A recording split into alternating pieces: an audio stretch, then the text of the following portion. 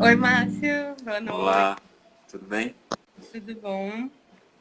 Queria agora, agradecer a tua disponibilidade em estar com a gente aqui no Mídia Dança, fazendo essa conversa sobre o processo criativo do Bonito para Chover, né? Para quem não conhece, o Márcio, ele é ator, bailarino, educador, preparador físico, professor de dança contemporânea, professor de teatro, né? E vamos falar um pouquinho sobre esse processo que foi o Bonito para Chover, né? E falando sobre os campos de concentração aqui no Ceará, lá em Senador Pompeu, nas secas de 1915 e 32, não é isso? Isso. Quer falar um pouquinho? Então, primeiro agradecer ao Lab Mídia Dança.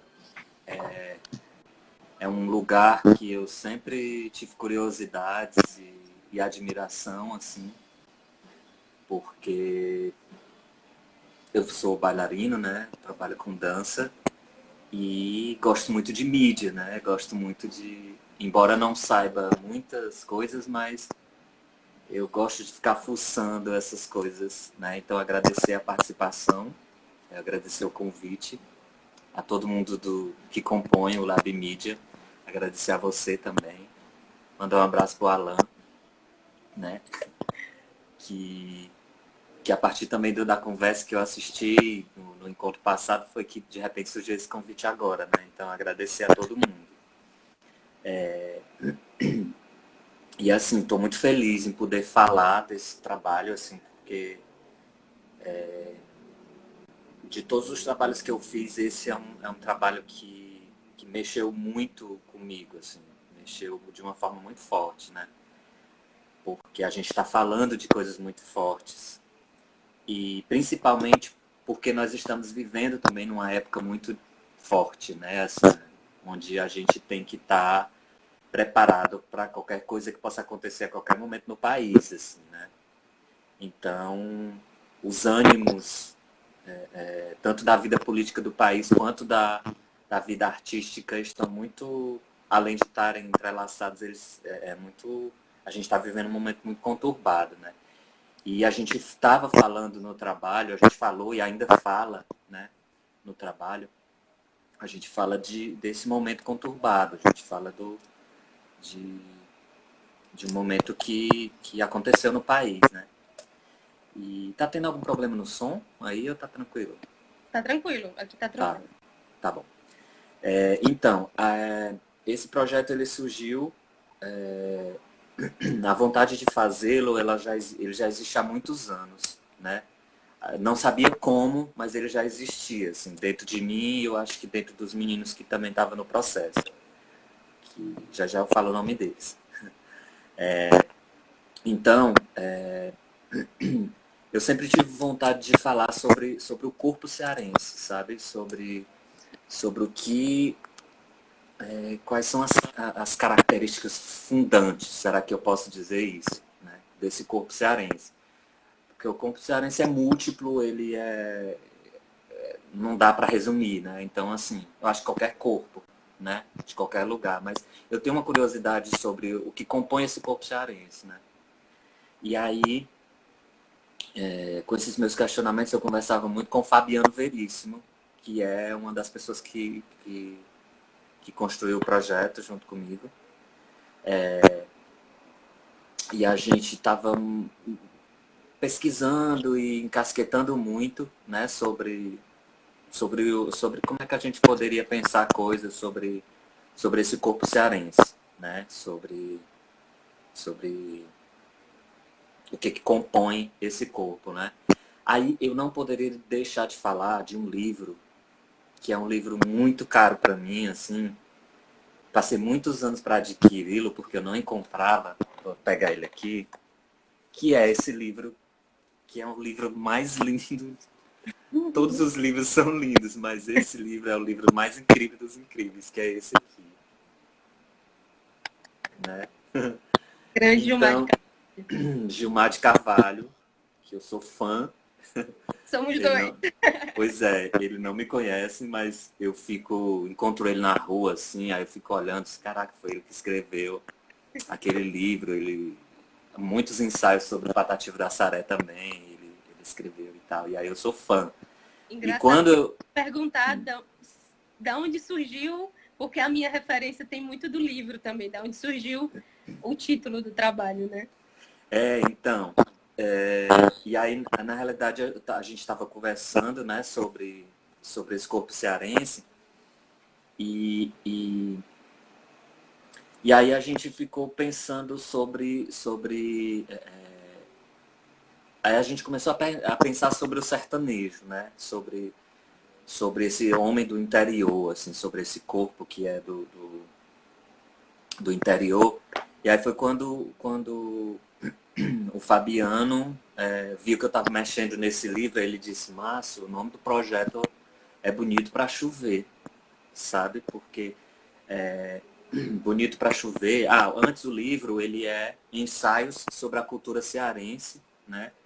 Que esse daqui é da Edições Demócrito Rocha, uma organização do Gilmar de Carvalho, e aí tem vários artigos falando sobre a cultura cearense. Né? E aí tem pessoas incríveis aqui dentro do livro. Não vou citar todo mundo, porque todo mundo é incrível, mas tem aqui a nossa grande inspiração para fazer o Bonito para Chover, sobre os campos de concentração, já falo mais sobre ela, que é a Kenia Rios, que ela é professora da UFC também. Né? E tem o Pablo Assunção, que ele tem um texto aqui dele que eu acho lindo. Quem trabalha com corpo e trabalha com dança e com teatro e com arte cearense, seria muito legal dar uma olhada. Um dia desse eu encontrei o Pablo, eu disse, Pablo, eu gosto muito desse teu texto. Aí ele disse, eita, não sei nem se eu concordo mais com o que eu já disse lá, porque o livro é de 2004, esse livro, né? E aí ele tem um artigo também que se chama Por uma Poética do Corpo Cearense, né? E aí eu e Fabiano, a gente leu esse artigo e mexeu muito com a gente, né? E aí Bonito para Chover, ela é uma imagem que ela é muito dita pelo nordestino, né? Pelo cearense principalmente, assim, que a gente está sempre olhando para o tempo e à procura de chuva por interior, né? Pro interior do estado. E quando a gente olha para o céu e que ele está azulado, as nuvens estão carregadas, acinzentadas, a gente diz, olha, tá bonito para chover. Algumas pessoas dizem assim, o tempo está se arrumando, né? O tempo está bonito. E aí essa é uma imagem que é muito cara para o nordestino, assim, eu acho. Esperançosa, né? De esperança, né? E é uma que remete uma possibilidade de futuro, assim, né? E aí a gente ficou pensando. E aí quando a gente chegou nesse nome bonito para chover, a gente foi, não tem como não falar da seca, né? A seca que assola o Nordeste desde que se tem notícia. E aí a gente começou a pesquisar seca, bonito para chover, vamos ver quais são as maiores secas que existiram. Aí a gente chegou, foi quando a gente chegou nos campos de concentração, né, que tiveram duas grandes secas no Nordeste. Tiveram outras no passado, como a de 1877, que foi uma seca muito forte, onde se tem notícia até hoje. Tem até um livro que eu estava dando uma pesquisada hoje, que é do Rodolfo Teófilo, esse livro, que se chama A Fome, né, que é falando sobre essa seca de 1877. E aí foi quando a gente chegou nas duas principais secas que são retratadas, que é a do 15 e a de 32, 1932. Aí eu já faço outra referência aqui a esse livro, que ele é muito legal, da Raquel, né? Que ela conta a história do campo de concentração, ela conta uma história que aconteceu no campo de concentração, se não me engano, não fala a memória, do campo do Alagadiço, que foi um dos campos de concentração que tiveram em Fortaleza. Mas aí voltando lá, em 1915 e 1932 foram as principais secas. na pesquisa a gente se concentra principalmente na seca de 1932. Quando a gente chegou em 1932, foi principalmente por causa de um livro da Quênia, da professora Quênia, da UFC, que inclusive a Quênia, ela é irmã da Ana Luísa, que é do Teatro Máquina, né? A Quênia é irmã da Ana Luísa.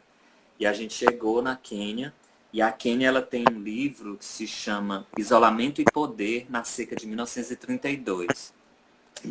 É um livro muito legal, eu não consegui comprar esse livro, ele está esgotado, mas existe um PDF na internet, assim, é só procurar o PDF que tem falando sobre essa seca de 1932, falando sobre os campos de concentração que existiram no Ceará. E aí a gente começou a pensar sobre isso, né? Aí, aliado, paralelo a isso, aconteceu as seleções para o laboratório de dança do Poteracena, né? E aí a gente, vamos escrever Porto, vamos escrever, porque eu acho que pode ser um lugar onde a gente possa ter um diálogo com outras pessoas, ele vai impulsionar a gente a aprofundar a pesquisa, ele vai trazer um monte de coisa interessante, que poderia acontecer sem a existência do Porto, mas a gente estava muito afim de trazer de fazer essa experiência, e o Porto possibilita esse contato com outras pessoas, com um tutor, com uma pessoa que vai fazer a oficina, que já vou falar das pessoas incríveis que passaram por esse projeto também, né? E aí eu lá com o Fabiano conversando e tal, aí chegamos nesse livro da Kenia Rios e escrevemos para o Porto e convidamos o Paulo José, que é ator e bailarino também, coreógrafo e tal. E resolvemos os três encarar essa empreitada, né? Escrevemos no Porto, o projeto foi selecionado e a gente tinha como fundamental para a montagem do trabalho uma viagem por onde existiram os campos de concentração, né? E aí a gente em agosto, setembro do ano passado, a gente fez uma viagem pelos os lugares onde existiram os campos de concentração. Aí a gente queria fazer, porque os campos de concentração no Ceará, eles surgiram principalmente ao lado da linha férrea, né? A linha férrea que vinha lá do Crato para Fortaleza, ou saía de Fortaleza para o Crato, né?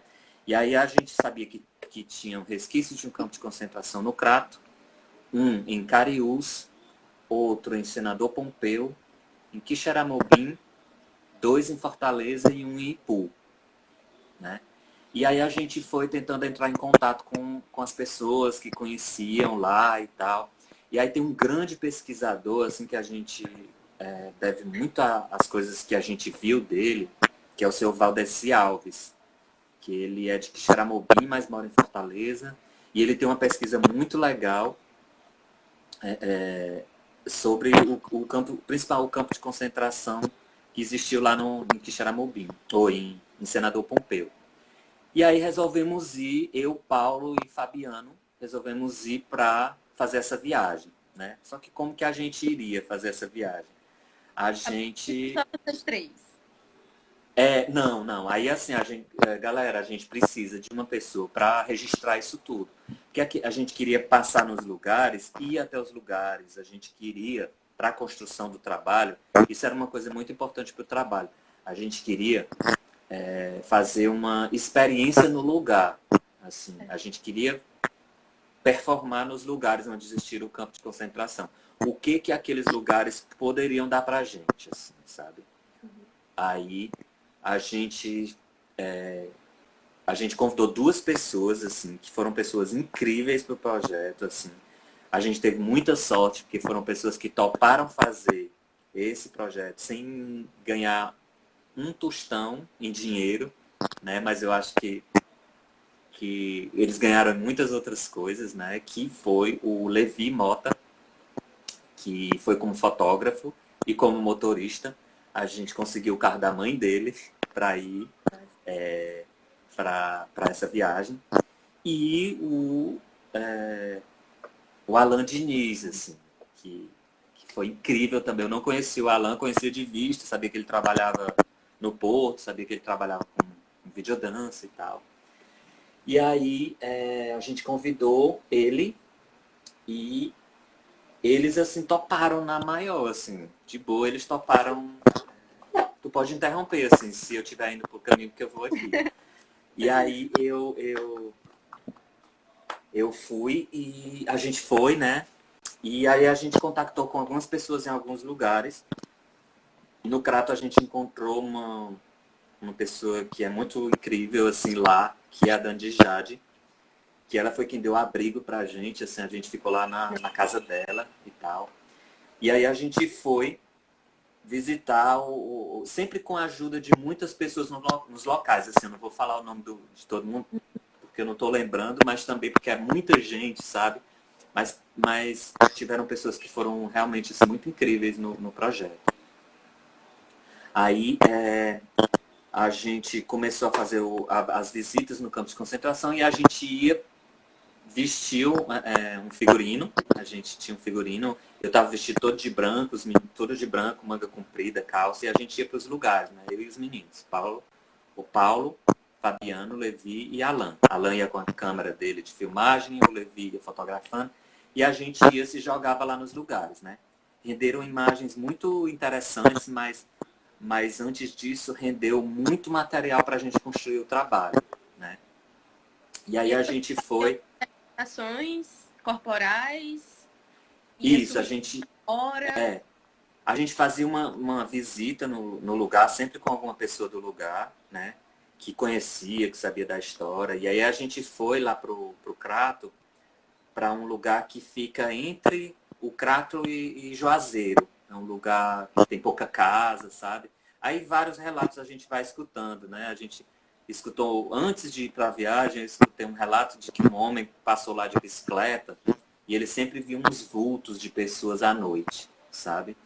De pessoas de branco à noite, lá onde existia o campo, né? Campo de concentração. Porque hoje não existe mais, está abandonado. Uma parte é abandonada, outra parte virou casas, outra parte é uma fábrica. E aí a gente foi para o lugar, fez a visita e conversamos e tal. E aí quando no outro dia a gente voltava, sempre muito cedo da manhã, a gente saía de casa de madrugada para pegar a luz do dia, né? Para o Alan captar as imagens, fotografar.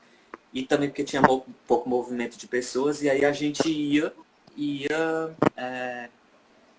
performando, assim. A princípio a gente não tinha nada em vista, era se colocar no lugar e o que aquilo dali provocava na gente. Tinha momentos que a gente não fazia nada porque a gente não queria fazer nada, sabe? E tinha momentos que a gente chorava, tinha momentos que a gente brincava de correr em cima da linha do trem, sabe? Tinha momentos que a gente brincava com areia. E, enfim, a gente ia fazendo as coisas que iam provocando a gente ali. Depois de já estar preenchido de muita informação, de saber que naqueles lugares, né, nesses campos de concentração, morreram muitas pessoas, de pessoas que estavam famintas, de pessoas que estavam em busca de melhores condições e que foram presas ali, né, pelo governo. Esses campos de concentração eles foram criados porque o governo da época não queria, principalmente, que essas pessoas poluíssem a imagem visual da cidade, né, da cidade de Fortaleza, principalmente porque eles vinham do interior para Fortaleza. Então, eles surgiram principalmente por causa disso, né? E, enfim, aí a gente se colocava nesse lugar e fazia essas experimentações todas. E íamos para casa e aí a gente sempre, à noite, a gente ficava revendo as imagens e tal. E aí a gente foi criando algumas matrizes corporais que surgiram a partir desse primeiro contato lá no Crato, né? E aí logo depois a gente foi para... A gente pegou o carro, né, e saímos bem cedinho para Cariús.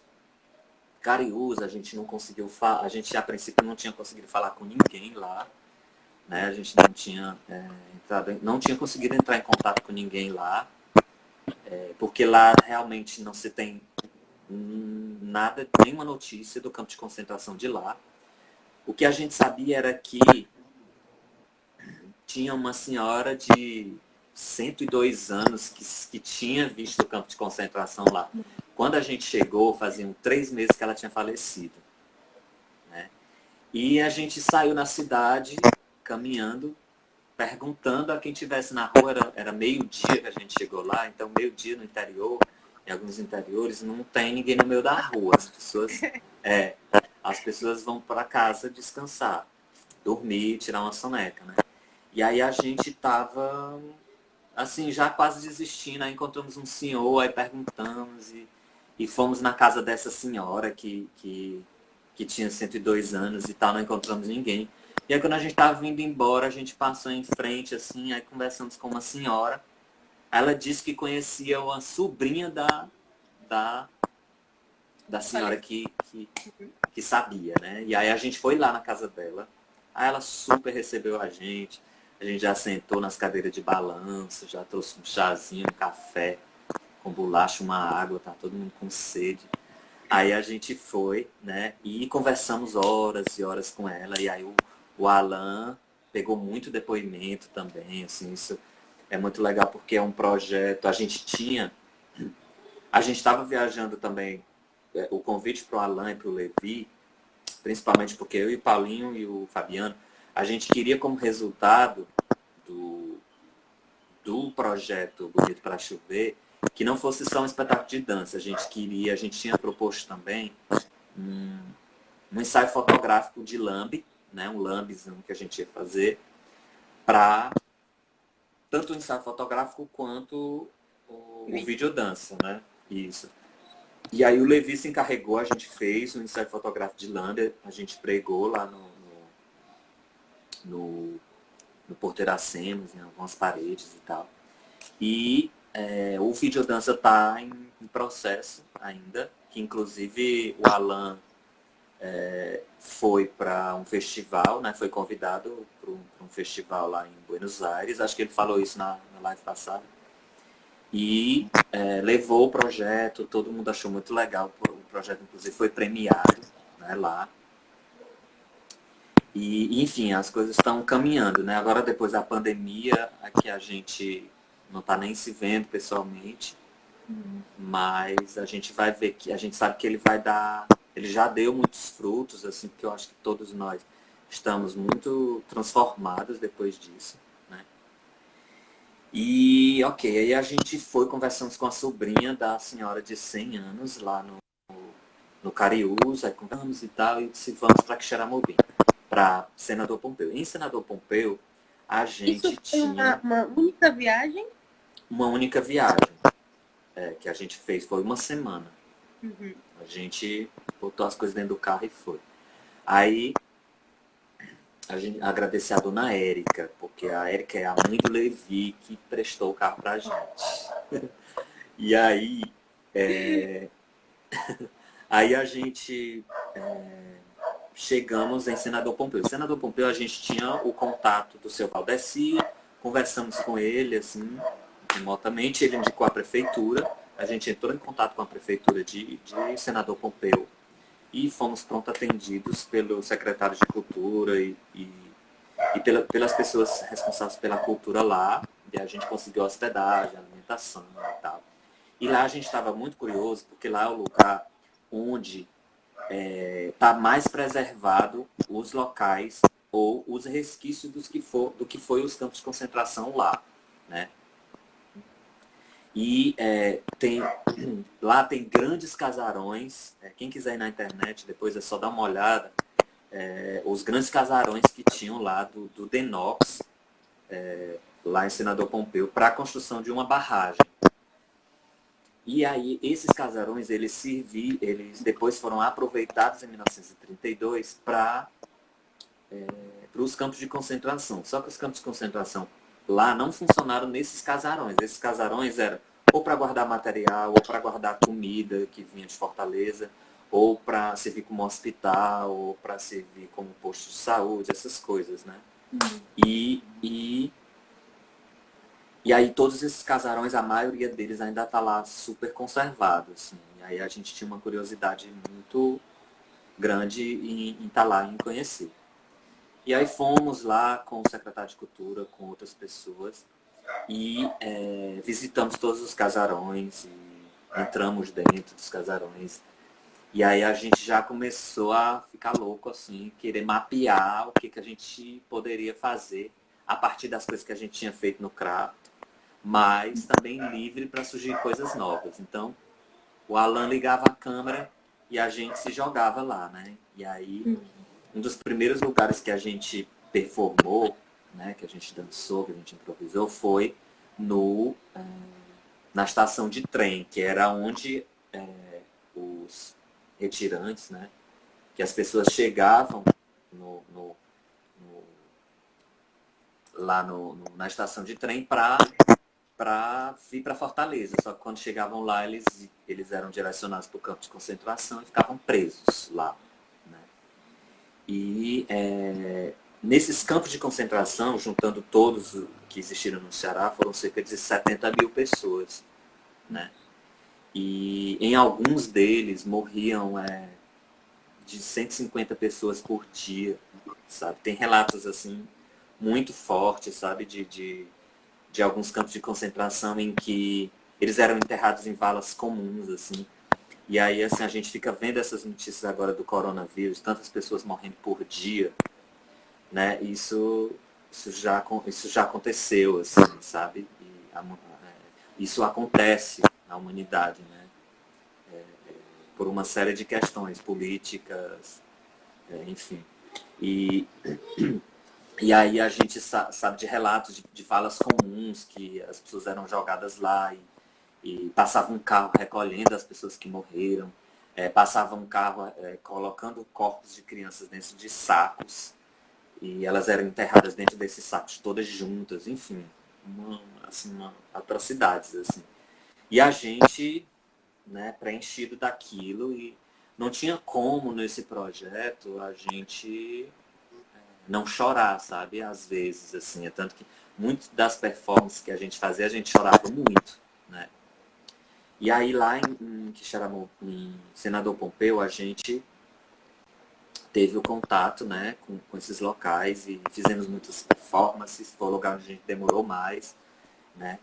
E a gente descobriu que lá, em novembro, no segundo final de semana de novembro, tem a Romaria dos Mortos da Barragem, né? Dos finados da seca, tem alguns nomes assim que eles chamam. E tem uma romaria em que as pessoas de madrugada se vestem de branco e saem da igreja matriz de Senador Pompeu até um dos locais onde foi o principal cemitério, onde foram enterradas as pessoas dos campos de concentração.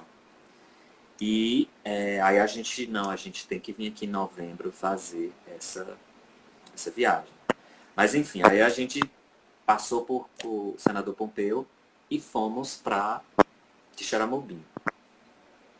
Quixeramobim, a gente também entrou em contato com a prefeitura, fomos super bem recebidos pelas pessoas de lá, conversamos com muita gente e tem pessoas nesses lugares que estão estudando sobre isso, sabe? A gente sabe que é um assunto que a gente nunca estudou no ensino da gente, no ensino fundamental e médio.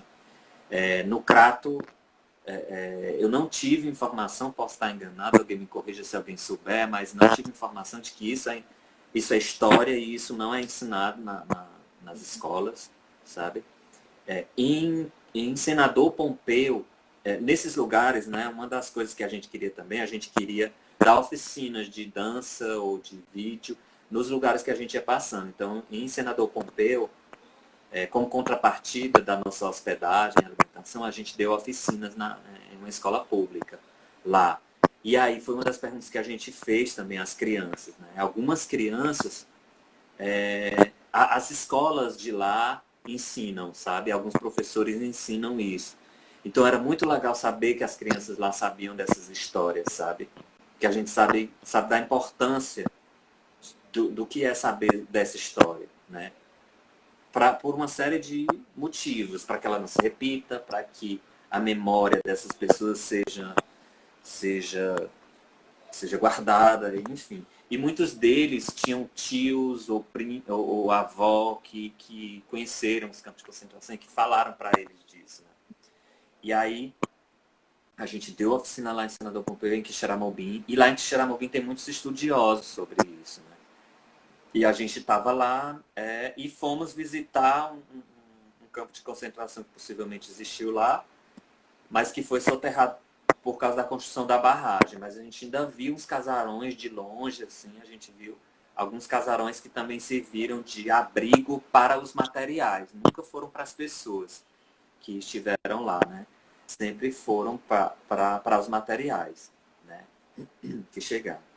E aí, depois que a gente foi lá para Quixeramobim, e aí tem um dado curioso, interessante, mas que é bonito, poético, que é que quando no último dia que a gente estava lá em Quixeramobim, que a gente acorda, que a gente abre a janela, aí estava bonito para chover, né?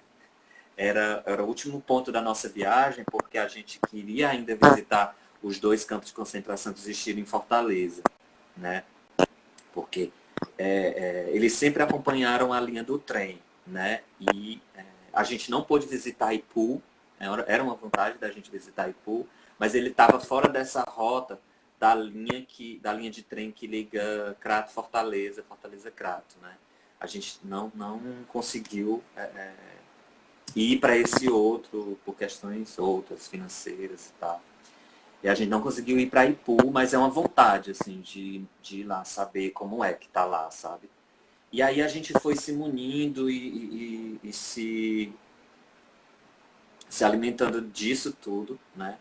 E aí a gente, através do Porto, a gente teve como tutora a Micheline Torres, que é uma figura iluminada, uma figura incrível, linda, que trouxe pra gente, assim, a gente estava esperando dela vários questionamentos, vamos fazer uma dança 7/8 e tal, que a gente queria dançar 7/8, fazia muito tempo que eu e o Fabiano, principalmente, não dançávamos. E aí, vamos, e aí a Micheline chega e dá uma rasteira na gente, assim, ela coloca outras coisas, faz a gente pensar em outros questionamentos, assim, que foi muito bom pro processo, assim. E aí ela ficou acompanhando o trabalho, a gente criou matrizes, a gente reviu os vídeos e a gente foi construindo uma cena. E aí depois nós tivemos um encontro de outra figura, assim, iluminadíssima, que é a Silvia Soter, né, lá do Rio. A Silvia, ela trabalha com dramaturgia em dança, assim, era uma vontade que a gente tinha. Como é que a gente vai construir esse trabalho, como é que a gente pode construir, e ela veio, assim, prontamente com materiais interessantíssimos, né? Ela trabalha há muitos anos com isso, e aí a gente estava muito a fim de encontrar com ela, e foi uma conversa muito bonita, assim, com ela e com a Micheline, né? E aí a gente foi mostrando o trabalho e quando foi assim mais ou menos novembro, né, a gente chegou à data de ir para Romaria, né, para Romaria de Finados. E aí colocamos os nossos figurinos, fomos para Senador Pompeu mais uma vez através da prefeitura e com o carro da mãe do Levi. E aí, não, foi. Foi. Aí a gente foi, acordamos de madrugada, vestimos as roupas, e a partir desse momento aconteceram coisas incríveis, assim, de sensações, assim, tinha cerca, se você anda 7 quilômetros, a gente fez a procissão toda descalço, no chão, acordando de madrugada, vestimos as nossas roupas de branco, os chapéus de palha, e fomos andando 7 quilômetros, né, com 10 mil pessoas que tinha na procissão. Assim. Então era uma coisa linda você ver aquela multidão de pessoas à estrada. Sem fim, tem fotos lindas do Alan, do Levi, nossa também, que retrataram esse momento, assim, que ele não é da ordem do dizer, sabe? Ele é muito da ordem do sentir e do ver. sabe? O que, que o olho pode tirar daquilo dali, porque foram sensações incríveis que a gente sentiu ali, que a gente viveu, né? E a gente foi assistimos à missa e ficamos lá no sermão do padre e entramos. No final da missa aconteceu uma coisa muito curiosa, assim, que foi onde todo mundo ficou. Eu aconselho todo mundo ir, assim, um dia na vida, se puder ir para essa procissão que acontece no segundo final de semana de novembro. É uma experiência incrível, assim, experiência de vida. E aí, no final da missa, eles abrem os portões do cemitério e as pessoas levam comida e água e ficam despejando nas covas das pessoas que tem lá no cemitério. Nesse dia na cidade não tem água para vender, é só para dar. Então tem muita gente distribuindo água o tempo todo. Então a gente entrou no cemitério e via aquilo, as pessoas derramando água, acendendo velas e levando pão. Algumas pessoas levavam chinelo, sabe? E era muito, muito, muito, muito forte, muito emocionante aquilo dali. A gente, meu Deus, como é isso? O que é isso? Assim, que experiência é essa, sabe? É claro que para o espetáculo, a gente não consegue ser fiel ao que a gente viveu, sabe? Mas eu acho que muita coisa está aqui na nossa pele, sabe? De nordestino, de pessoas que são os filhos do interior, sabe? Enfim, assim, muito incrível essa experiência, sabe? E a gente a gente mostrou o trabalho uma vez, né? Tínhamos algumas apresentações agendadas, uma em Senador Pompeu, já que a gente queria muito fazer lá. E a gente não conseguimos por causa da pandemia, enfim, da quarentena. Mas assim, a gente tá muito munido ainda desse material, dessas experiências, que a gente sabe que seria uma coisa a gente fazer essa experiência pesquisando na internet, olhando os vídeos e indo para a sala de trabalho. E outra coisa é a gente ir e performar e saber Viver, né? Viver e saber que a nossa experiência corporal, de colocar um braço de um lado, de colocar a cabeça de um jeito, ela surgiu porque aqui tinha um galho de uma planta que estava aqui, ou um caminhar desequilibrado, ele existe porque eu estava caminhando na linha do trem, sabe?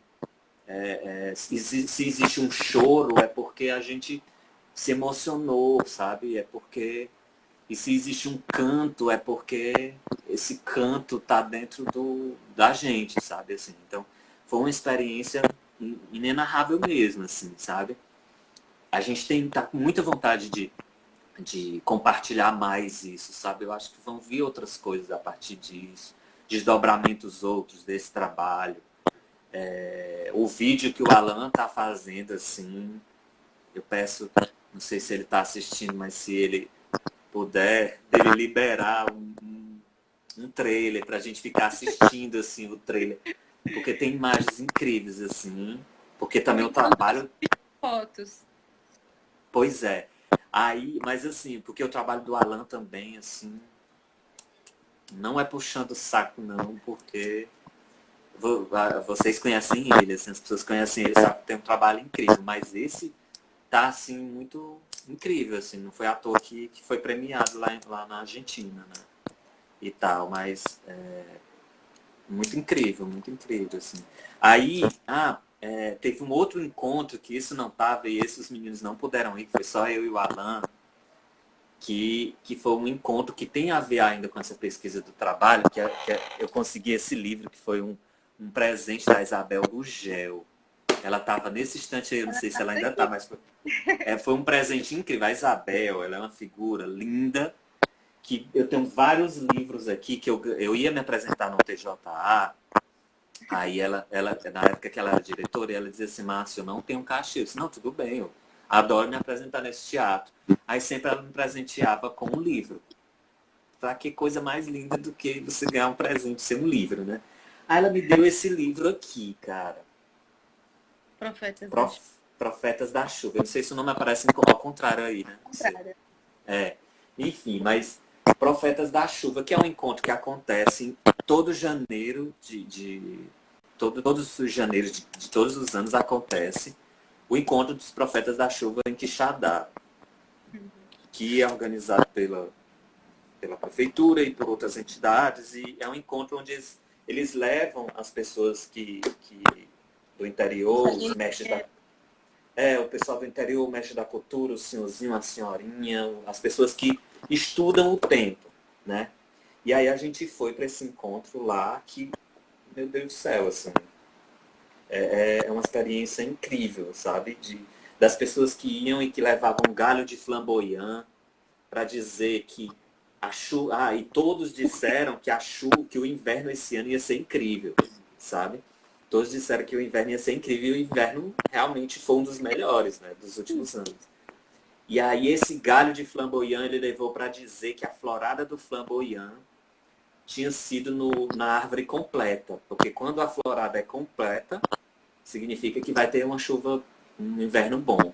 Né? Quando a florada é mais ou menos, só flora de uma parte, ou a florada é pouca, o inverno não vai ser muito bom. Então as pessoas levaram galho de planta, levavam ninho de passarinho, né?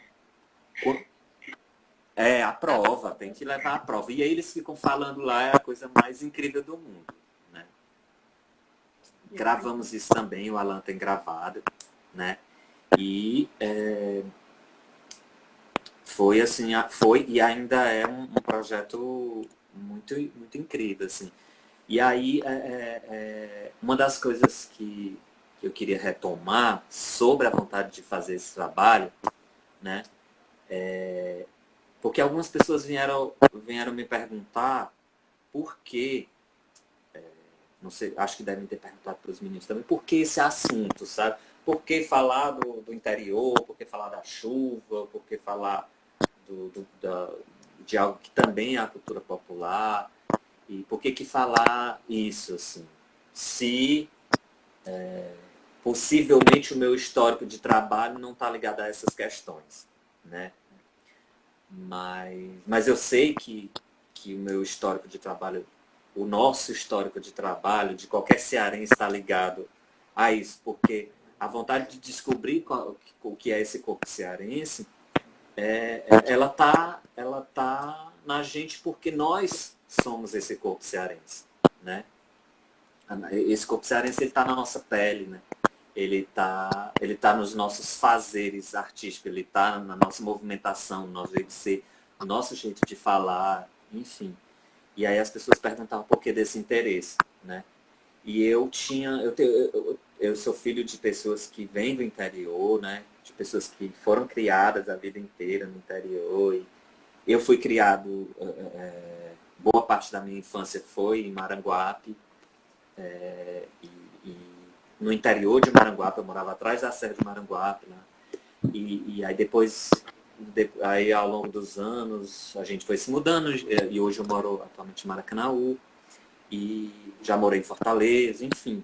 E aí essas questões... Tu é geógrafo. Pois é, também.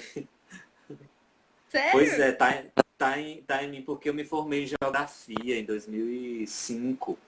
Olha Eu me só. formei, eu me formei em geografia e na geografia estudo solo e Sim. muitas viagens, a gente faz muitas viagens, fiz muitas viagens para o interior, Crato, Inhamuns, todos os lugares, né?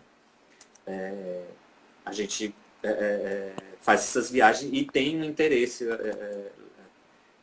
lembrando que a Aspásia foi quem me lembrou que fazer geografia é ser isso também, né? É ter esse interesse também, né? De falar de nós, assim, de falar do particular, ou partir desse particular individual, para poder chegar em outros lugares, né?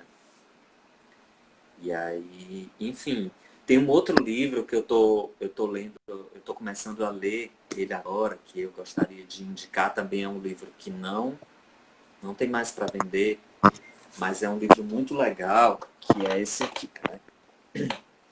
Que é esse aqui, ó. Esse não dá pra ler, não. Memória do Caminho. É um livro lindo do Oso de Barroso, a partir de uma viagem, né, que ele fez, de um projeto da Secretaria de Cultura, e conhecendo pessoas e mestres da cultura. Eu estou começando a ler ele agora e estou me comunicando com ele ainda, mas enfim, é muito legal a experiência de estar em contato com esses materiais, e é esse material que vai munindo a gente de substâncias para poder construir o trabalho, que ainda está em construção. Né? Assim, a gente fez uma montagem, já apresentamos e de alguma forma pretendemos fazer, né? Pretendemos alguns desdobramentos desse trabalho. E já tem alguns filhos no mundo também, que esse vídeo do Alan aí tão aguardado, né? Tão esperado.